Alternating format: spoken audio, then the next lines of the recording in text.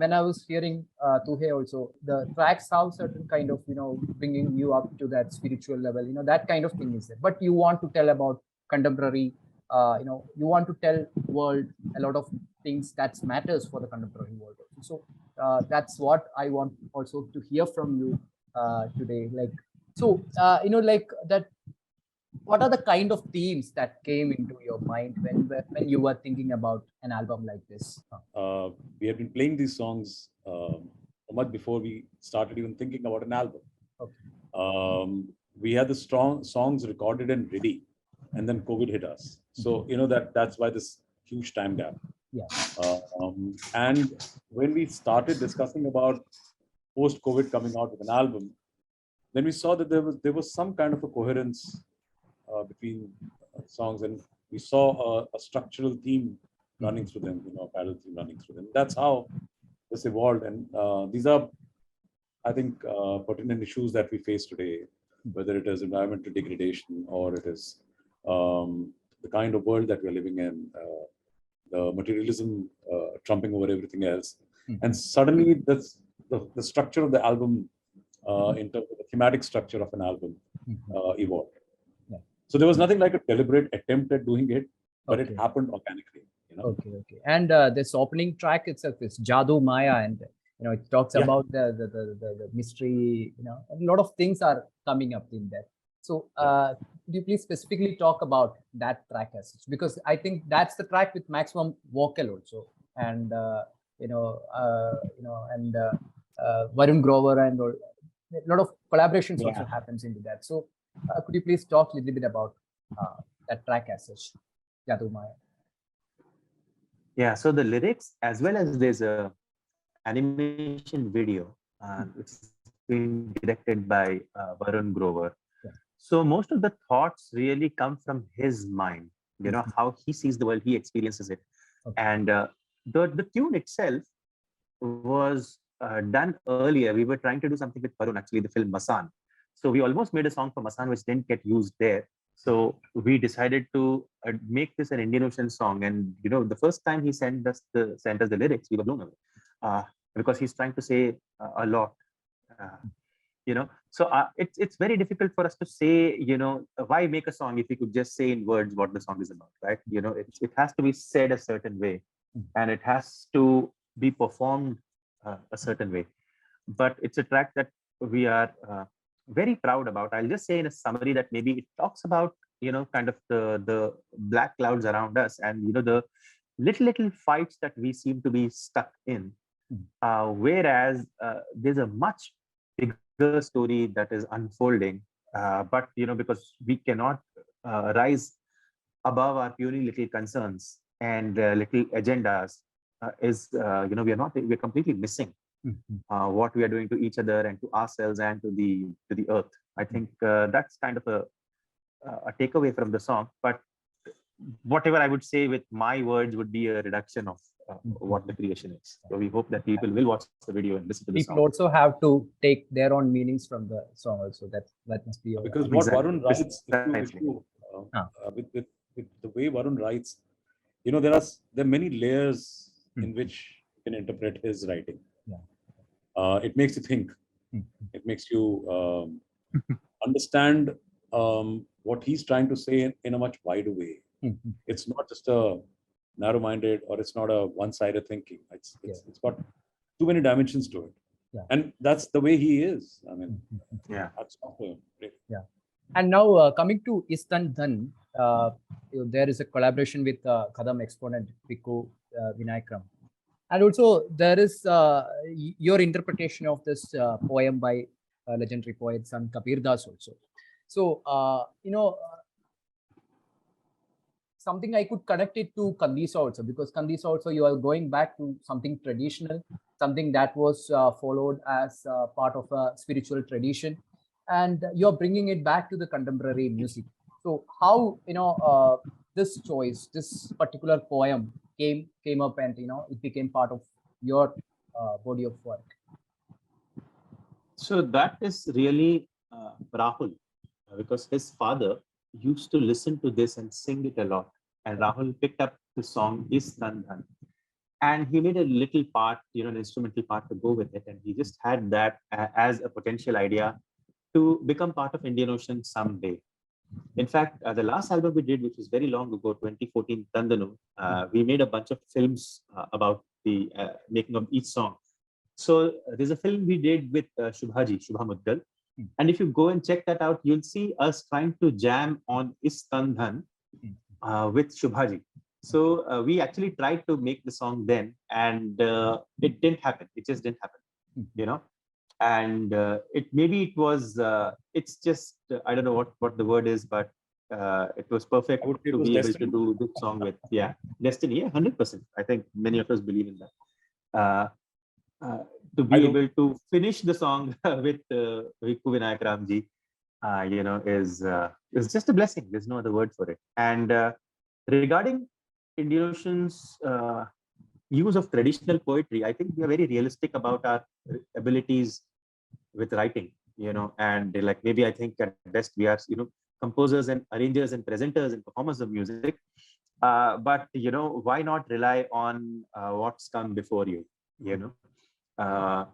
when it is so beautiful and so relevant, and because all the great poetry is independent of its own time and context, because ऐसा नहीं है कि कबीरदास जी 500 साल पहले कह गए, and now we have iPhones, so what use do we have of his poetry?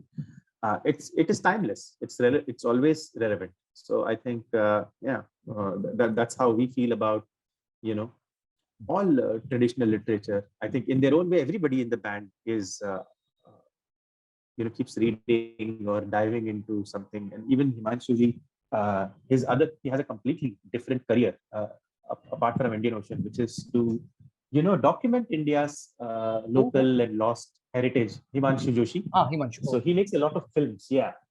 So in their own way, so everybody in the band has these other little interests that keep leaking out into the band as well.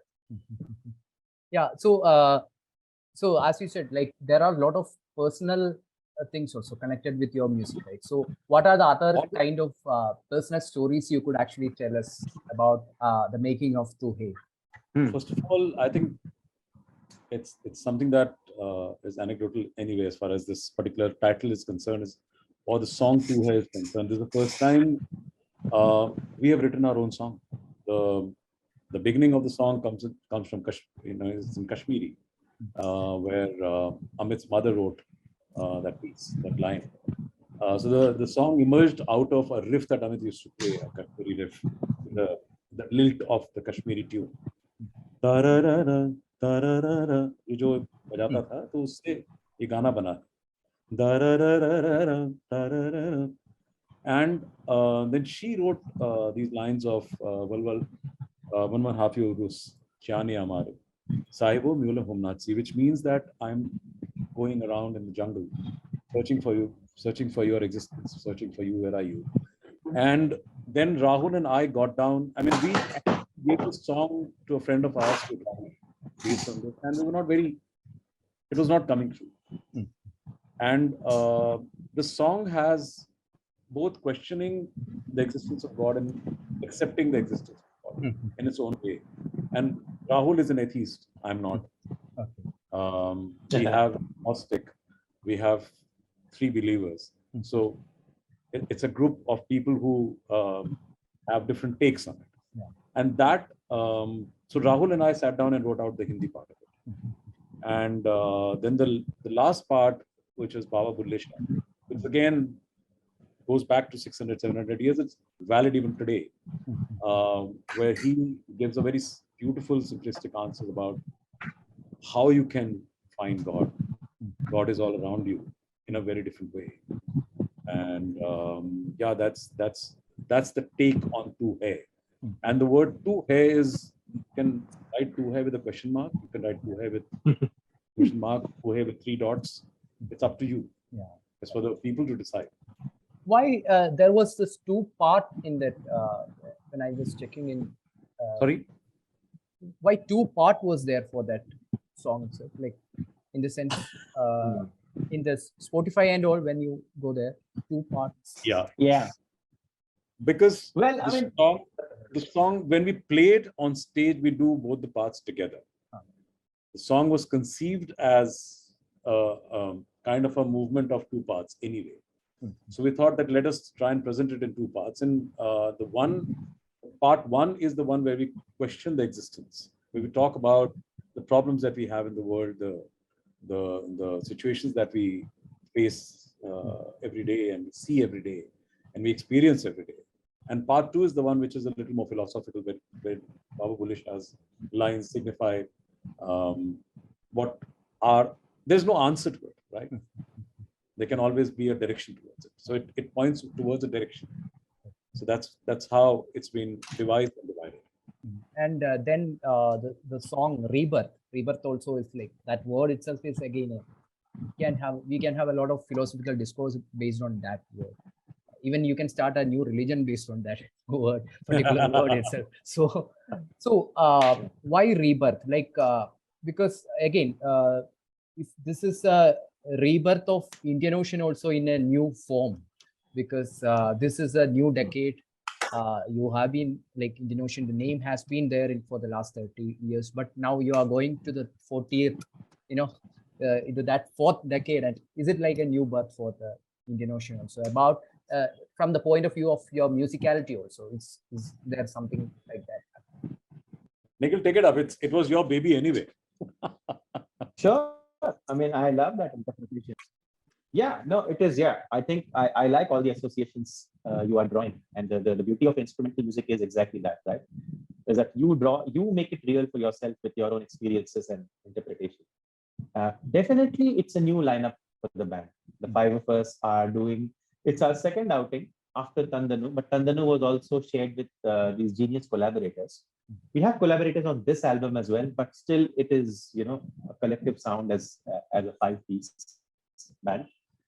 And we struggled with naming the song for years and years. We were playing it much earlier. We started playing it around 2016. So, and it was a big hit amongst our kind of our loyal followers. They would come and listen to the instrumental piece and just love it. And we actually used to ask them also on stage, hey, if you have a good name for this, please write to us. And we never got a name that we liked, frankly.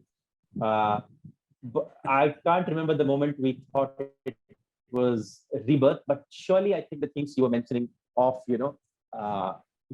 renewal and not reincarnation, but at least rebirth, regeneration, and starting afresh. All of those make sense, and it really fits beautifully into the theme of the album, because we start off with the album complaining about the world, ye bura ho raha hai, wo ho raha hai, ye ho raha hai, aisa. And log aisa kyun kar rahe hain? But then finally we settle down to a place where we feel rebirth or renewal. It happens very much like life, right? You're born into it and you are forced to explain this mystery of life, and then you complain for a very long time, and then you accept and move on, and then you hand it over to the younger lot to take it forward. So I think that it's a nice little completion of that thought.